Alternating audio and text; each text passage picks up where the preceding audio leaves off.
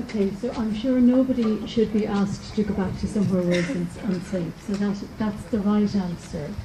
Just in terms of the environment, this is a slightly wider answer. On the when the fire happened first, there's two issues in the environment here. Probably. So there we go. The first was when the smoke flow went up. People were worried about what was in that and where it went. Because of the weather on the day, it went straight up and it went out and dispersed. So the particles in that, there were few particles, they were mainly smoke particles gone straight up into the atmosphere. The atmosphere has been monitored every day since and during the time, all the time. It's constant monitoring.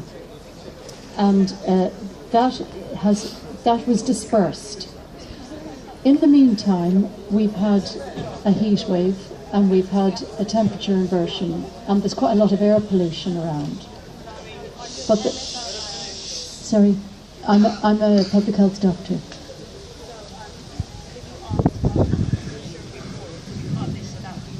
Yes, you can actually every day get pollution reports.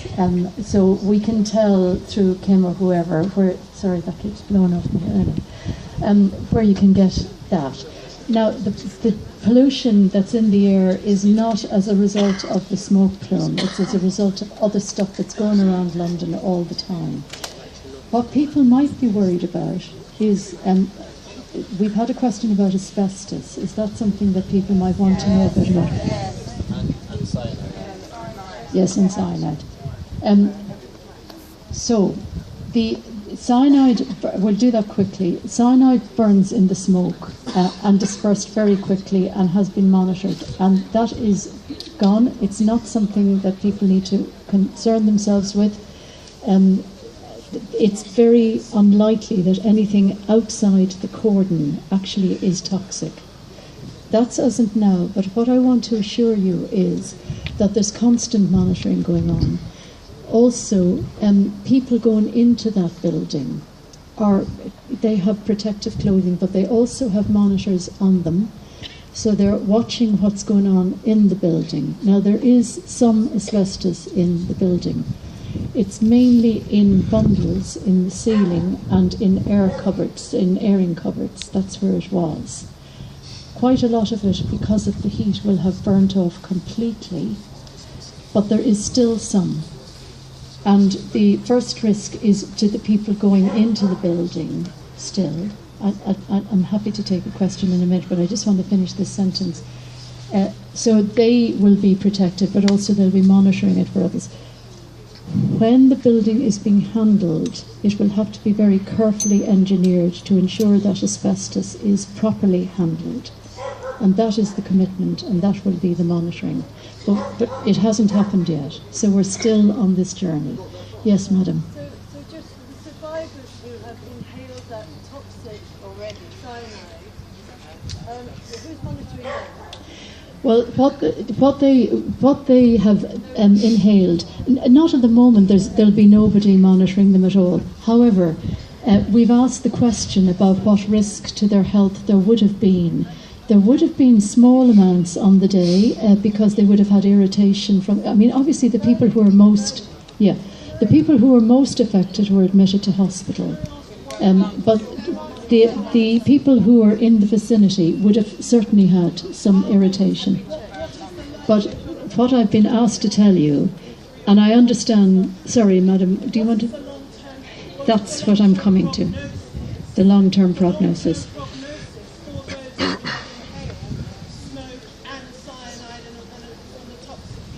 Yeah. So are there likely to be further consequences of that, and are you recommending that Duncan View at King's College Seaford? And have you got a screening programme in place? Yeah.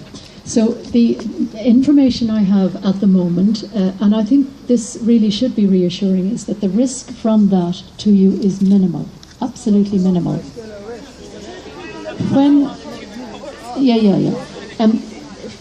First and foremost, it's from the evidence we have. For instance, there's a lot of evidence gathered from the Twin Towers when they went down.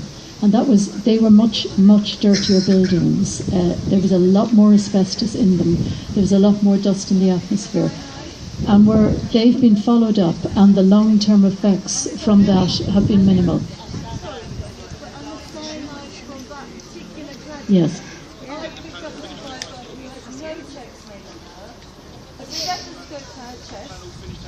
No checks on her Yeah. throat, Yeah. and the reality of Yeah. 9/11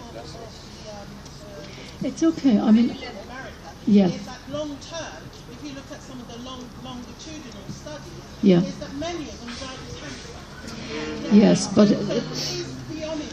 you know, I'm trying to be honest with you. As far as I'm trying to be as honest as the evidence allows me to be at the moment. What I do commit to you is that we will continue to monitor the environment, and it is important for me to hear these concerns, because I will then need to convey them to the scientists to say, you know, is it enough to monitor the environment? Do we need to do other things? But I still would say to you. Sorry, I need to ask a question. Sorry, hold on, one Yes. moment. I need to ask a question. I was on the scene, one moment. Just one moment. I just want to ask a question. I was on Yes. the scene from 12:30. I was the first nurse that responded to this. Yeah. From 12:30 to 9:30 the next morning. Yeah. I've had a sore throat ever since. Nobody has checked me. Ah. I'm an oncology nurse, so Yeah. I understand. Patients and who's going to check me out? Right. So the advice that the NHS have given us is that in the first instance, NHS 111 will advise you, and they will should be able to. Yeah. Yeah. Who's going to take this further? Or do I Right. wait till I have something real bad? Yeah. And then I say, oh, woe is me. No, I don't think so. And our advice would always be, if you're concerned about something that is lingering, you first and foremost must see your GP. And I've done that. Good.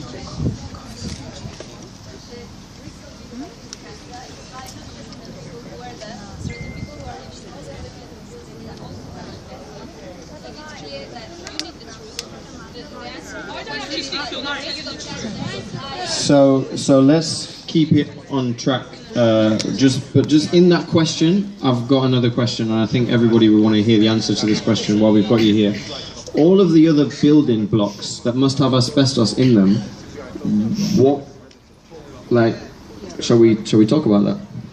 Yeah, we can talk about that. There is a register of all buildings that have asbestos, and that register is known in London.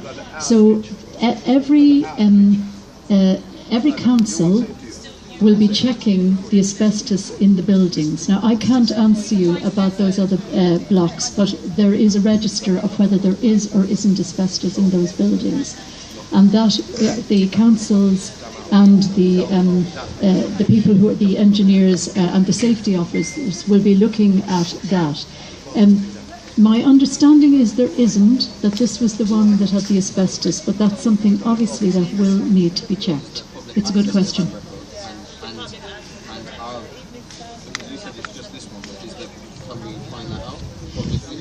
Yes, I think you will find it out.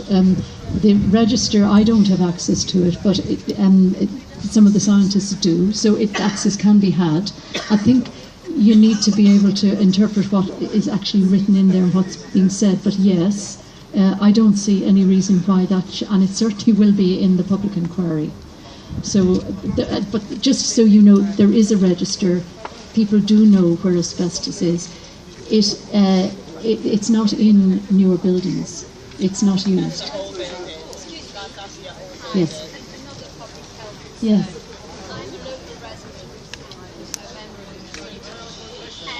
Many people have talked to me, survivors and local residents, and they've expressed concern about recurring headaches. And so I've suggested to them that they keep track. Yes.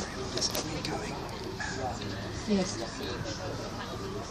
Yes. So what is your advice for that? So the question is about recurring headaches. Bear in mind a couple of things. First of all, people will be very stressed as a result of this, and that itself can cause headaches. People will have been very dehydrated over the last week. because of the weather. That will cause headaches. And I would think there is nothing atmospheric that should be causing the headaches. But if they continue, then again, I think people do need to see their GP just to make sure that there isn't any other. There could be other reasons for this. It could be that something else is happening that they associate with this, but it's not. So it's really important if they're worried. Yes. Yes. Yes, and this brings up the whole issue of mental health and the follow-on. So that is certainly a reason why they would have headaches. Okay, so the next question is going to be asked by Hannah on behalf of residents on floor 4.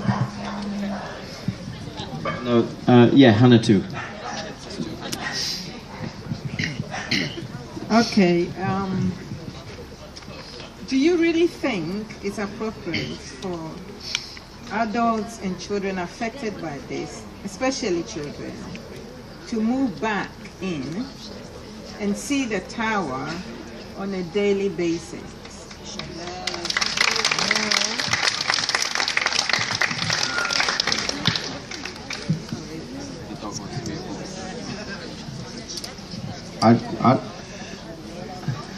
I mean, personally, I don't think it's appropriate. Whether or not the powers that be care about or care enough about the people here to bother about whether they're concerned with the trauma, because another concern that I have is the post-traumatic stress that a lot of people have, having seen what they've seen and having to deal with what they dealt with.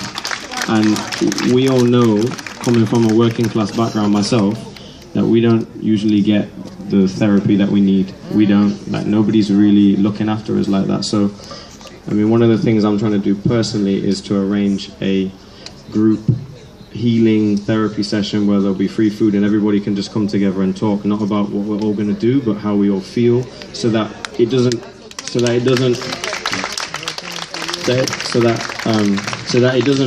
pop up on the tube or on the bus, or when someone says the wrong thing and you end up, you know, we don't need to be getting locked up anyway.